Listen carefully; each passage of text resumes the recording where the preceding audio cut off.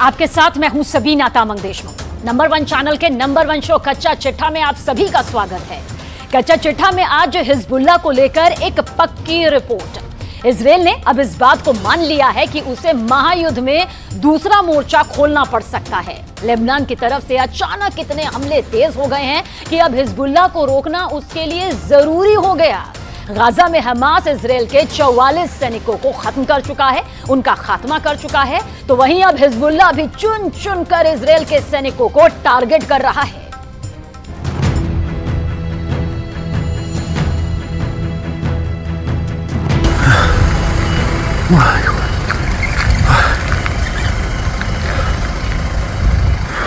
ये गाजा नहीं है, ये हमास भी नहीं है, ये है उत्तरी इजराइल। लेबनान से लगे हुए इस इलाके में जैसे जहन्नुम की आग जल रही है।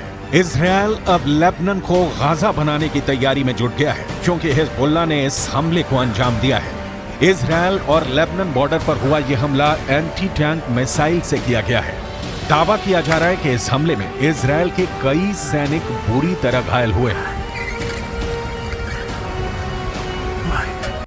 अगर ये हमला बड़ा लगा तो इस अटैक को देखिए। हिजबुल्लाह के लड़ाके रमीम बैरक के पास एंटी टैंक मिसाइल फायर करते हैं और फिर होता है ये धमाका।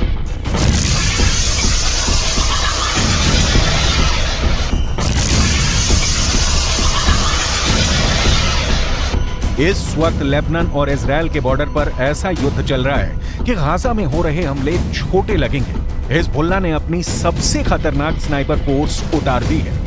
हिजबुल्लाह ने अपने एंटी टैंक दस्तों को इजराइल की पोस्ट पर लगातार हमलों का ऑर्डर जारी किया है।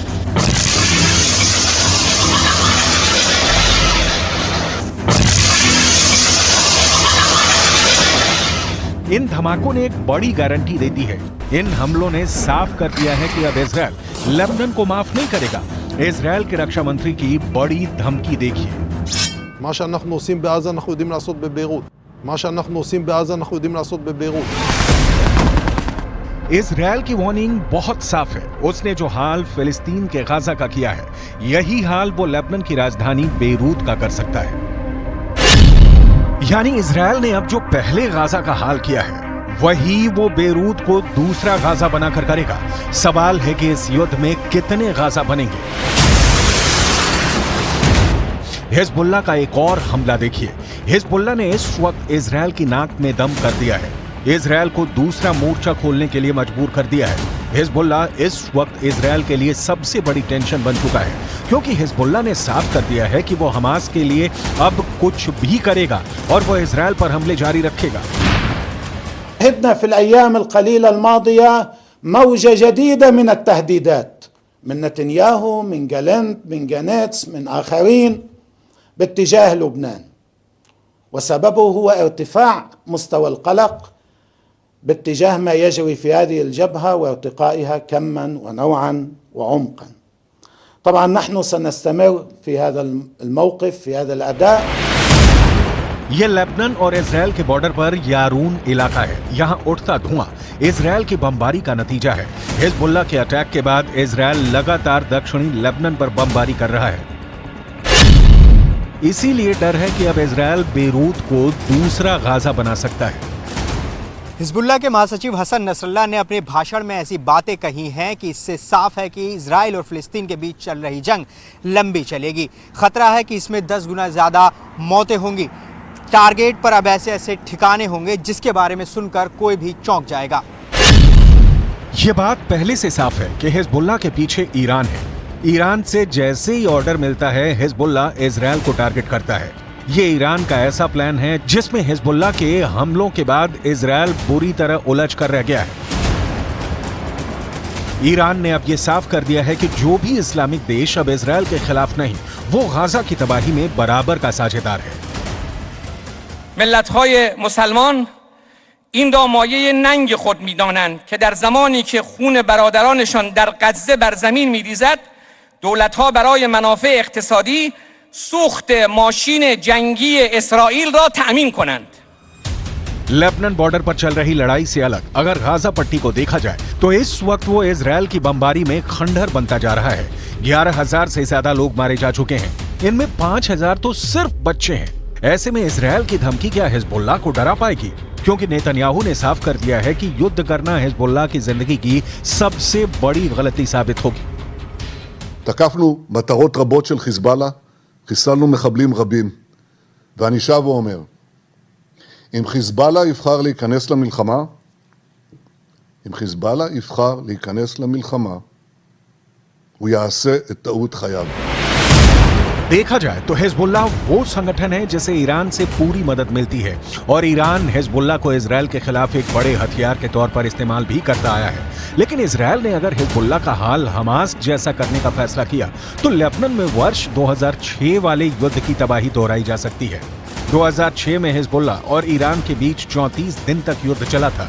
तब इजरायल के 121 सैनिकों को मिलाकर 160 लोग मारे गए थे, जबकि हिजबुल्लाह के 250 लड़ाकों समेत लेबनान के 1200 लोगों की मौत हुई थी। हम अपनी वीडियो लाइब्रेरी से 17 वर्ष पहले लड़े गए इस युद्ध की तस्वीरें निकाल कर लाएं, ताकि इस बात का अंदाजा लगाया जा सके कि इजरायल फिर से लेबनान का वही हाल कर सकता है जो इस बार वो गाजा का कर रहा है। इसलिए हिजबुल्लाह को नेतन्याहू की धमकी को बहुत गंभीरता से लेना होगा, क्योंकि इजरायल अब बेरूत को दूसरा गाजा बना देगा। ये वो साफ साफ कह रहा है। 2006 का इजरायल लेबनान युद्ध संयुक्त राष्ट्र के दखल के बाद सीज फायर के साथ खत्म हुआ। इजरायल के टैंक लेबनान के अंदर घुस गए थे। तब भी इजरायल का मरकाबा टैंक सबसे खतरनाक युद्ध मशीन बनकर लेबनान पर टूट पड़ा था। हालांकि सीज फायर के बाद इजरायल को बड़ा घाटा हुआ, उसकी फौज को लेबनान से पीछे हटना पड़ा। यही वजह है कि हिजबुल्लाह 2006 में हुए युद्ध को अपनी जीत बताता रहा है, क्योंकि इजरायल एक सेना नहीं बल्कि मिलिशिया को भी हराने में नाकाम रहा था। हालांकि हिजबुल्लाह को भी बड़ा नुकसान उठाना पड़ा था। ऐसे में अगर ये जंग बढ़ी और लेबनान और इजराइल के बीच युद्ध आर पार का हुआ तो इस बार हिजबुल्लाह को बड़ा झटका लग सकता है। ऐसे में समझ लीजिए कि अगर हिजबुल्लाह को झटका लगा तो इसका असर तेहरान तक पहुंचेगा। वैसे नेतन्याहू भी यही चाहते हैं, लेकिन उनकी ये ख्वाहिश अब पश्चिम एशिया को बारूद के ढेर पर बैठा चुकी है और इसमें सबसे खतरनाक बमबारी हिजबुल्लाह की तरफ से की जा रही है। गाजा से अलग इजरायल लेबनान बॉर्डर पर जो युद्ध अब तक धीमा चल रहा था, उसमें अचानक बारूद की मात्रा बढ़ने से दुनिया में घबराहट फैलती जा रही है। उसमें हिजबुल्लाह के 73 से ज्यादा लड़ाके इजरायल के अटैक में मारे जा चुके हैं, जबकि इजरायल के 9 सैनिक हिजबुल्लाह के हमले में जान गंवा चुके हैं। हिजबुल्लाह ने इजरायल के ठिकानों पर अपनी ज्वालामुखी वाली मिसाइल फायर करनी शुरू कर दी है। इस मिसाइल के बारे में नसरल्लाह ने बहुत डिटेल में बताया है, ताकि इजरायल को पता चल जाए कि उसके उत्तरी बॉर्डर पर हिजबुल्लाह इस बार किस तरह के हथियार लेकर तैयार बैठा हुआ है। التي نسميها البركان والتي تستهدف بها المواقع. البركان صاروخ زنة المتفجرات الموجودة فيه ما بين 300 كيلو إلى 500 كيلو، يعني نصف طن. لكم أن تتصوروا نصف طن من المتفجرات يقع على رؤوس المواقع الإسرائيلية في المنطقة الأمامية وفي الحدود. अब हिजबुल्लाह के महासचिव हसन नसरल्लाह की तरफ से जो धमकी आई है, वो इस युद्ध को किस लेवल पर ले जाएगी, इसे लेकर इजरायल के प्रधानमंत्री बेंजामिन नेतन्याहू ने भी तेवर कड़े कर लिए हैं। אנחנו ננצח. אנחנו לא נעצור עד לניצחון. אני עומד בקשר רצוף עם נשיא ארצות הברית ג'ו ביידן. אנחנו מאוד מעריכים את תמיכתו, את התמיכה של הממשל האמריקני, את התמיכה של העם האמריקני. वैसे हिजबुल्लाह को लेकर इजरायल की मदद करने पहुंचे अमेरिका को बिना लड़े एक बड़ा झटका लगा है। भूमध्य सागर में अमेरिका के समुद्री बेड़े का हिस्सा रहे 5 कमांडो एक ट्रेनिंग मिशन के दौरान मारे गए हैं। अमेरिका के कैरियर यूएसएस फोर्ड से ऑपरेट करने के दौरान उसकी स्पेशल ऑपरेशन टीम यानी सील कमांडो दस्ते के 5 सैनिक एक हेलीकॉप्टर हादसे में मारे गए। इस वक्त इजरायल और अमेरिका के लिए 4 एच बहुत बड़ा खतरा बने हुए हैं। इन चारों एच के बारे में बहुत गौर से समझिएगा, क्योंकि इन चारों एच को ईरान का पूरा समर्थक है। एच से हमास, एच से हिजबुल्लाह यानी लेबनान का मिलिशिया, एच से इराक का मिलिशिया हश्द अल शाबी, एच से हूथी यानी यमन का विद्रोही गुट, इजराइल के शहर टारगेट पर हैं और गाजा में बमबारी के खिलाफ हिजबुल्ला और हूथी दोनों ने अपना हथियार गोदाम खोल दिया है। लेकिन ऐसे हमलों और गाजा पर बमबारी जारी रखने के बीच नेतन्याहू ने अपना वॉर ट्रायंगल तैयार कर लिया है।